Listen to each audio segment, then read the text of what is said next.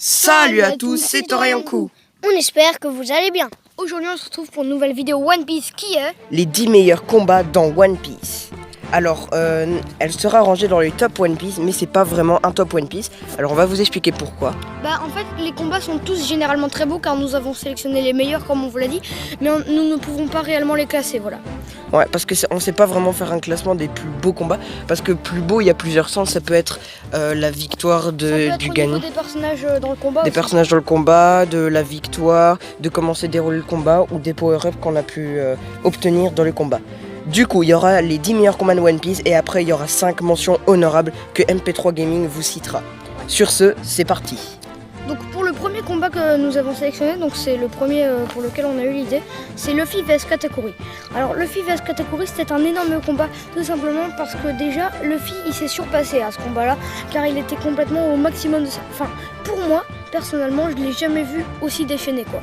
Et d'ailleurs, ce que j'ai aimé, c'est que Katakuri, puisqu'il a vu que la sœur qui était fan de lui, elle a fait exprès de blesser Luffy, il s'est blessé lui-même, ce qui a permis de donner à Katakuri un maximum de cette puissance. Donc c'était un très très joli combat. Luffy vs Rob Lucci, donc le deuxième combat qu'on a choisi, c'est vraiment l'un de mes combats préférés de One Piece. J'ai kiffé ce combat parce que Luffy dépassait vraiment ses limites. Il nous a montré les deux premiers gears, donc le gear first et le gear second. Et Rob Lucci, lui, s'est déchaîné aussi parce qu'il a donné vraiment tout le pouvoir de son fruit du démon. Vraiment, il nous a montré un truc exceptionnel. Et j'ai vraiment kiffé ce combat parce que c'est vraiment le combat avant la guerre au sommet et les 2 ans plus tard. C'est vraiment le seul combat où Luffy vraiment a surpassé toutes ses limites. Donc maintenant nous avons Marineford, donc la guerre au sommet, voilà. Donc la guerre au sommet, tout simplement, pour moi, c'était l'arc, par exemple, si on peut appeler ça un arc, alors pour moi oui, le plus extra de tout One Piece. Vraiment, moi c'était mon préféré. Il y a eu des combats de fou, des moments de tristesse, des moments de victoire. Par exemple, comme moment de tristesse, il y a eu la mort de Ace et n'en parlons pas trop, s'il vous plaît, n'en parlons pas trop. Oui, voilà. Alors j'hésite à remettre une musique triste avec une image de Ace. Non, pas cette fois. Ensuite, nous avons Sabo vs Fujitora, donc un combat qui s'est passé à Dressrosa. Dressrosa qui est quand même un arc que j'ai bien aimé. D'ailleurs, il y aura quelques combats qui seront passés à Dressrosa qui seront dans cette liste. Sabo vs Fujitora, j'ai bien aimé parce que déjà, ils font partie, je crois, leur fruit du démon. Ils font partie d'au moins le top 15 des fruits du démon les plus puissants, même peut-être le top 10.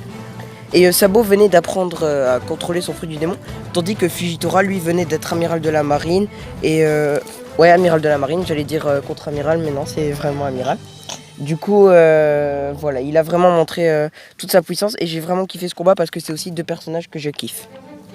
Donc, comme combat, nous avons Aokiji vs Akenu. Donc, Aokiji vs Akenu, c'était tout simplement un combat de malade, car c'était 2 amiraux qui s'affrontaient, voilà.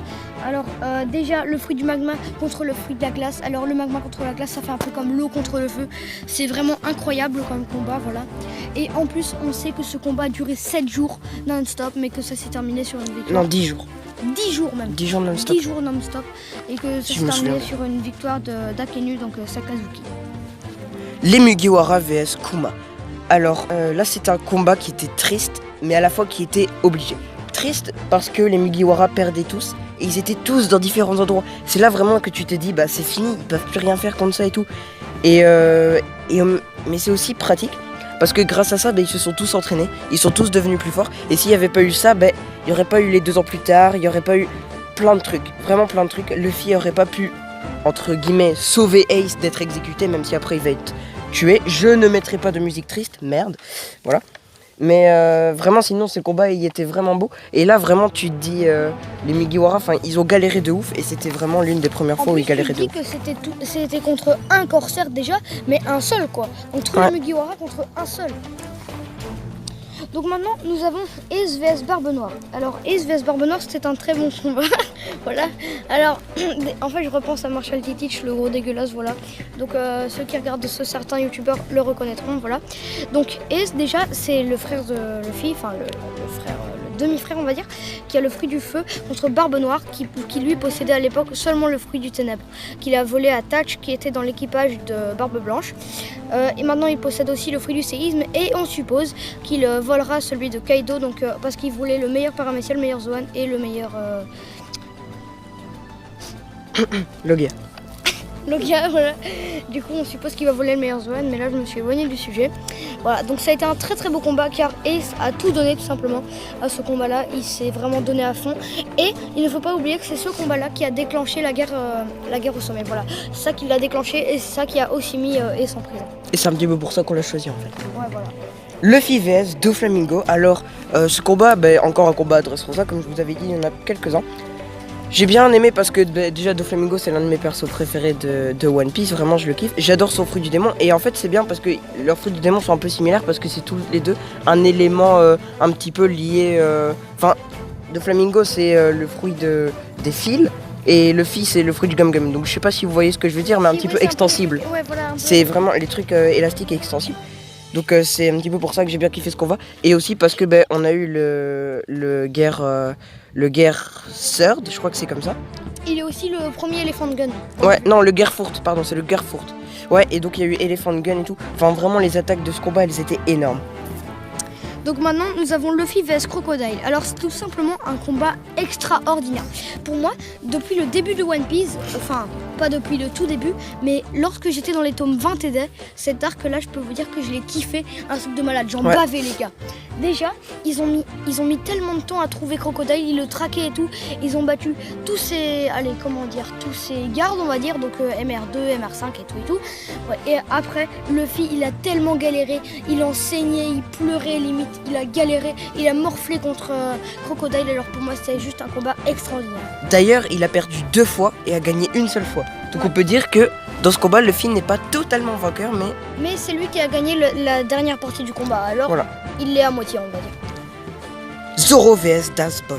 Donc dans les 10 meilleurs combats de One Piece, on finit avec un combat de Zoro.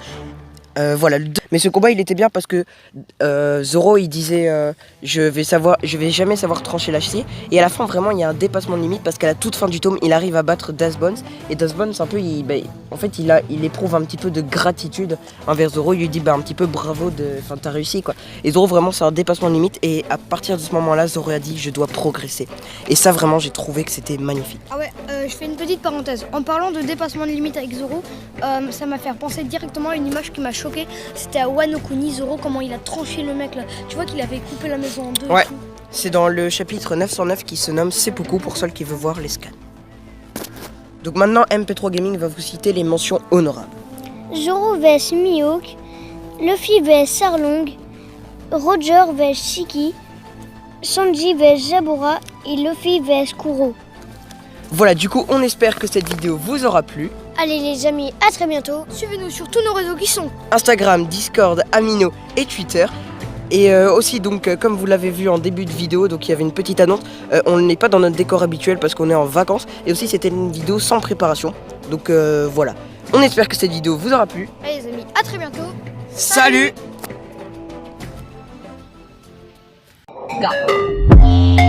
Salut.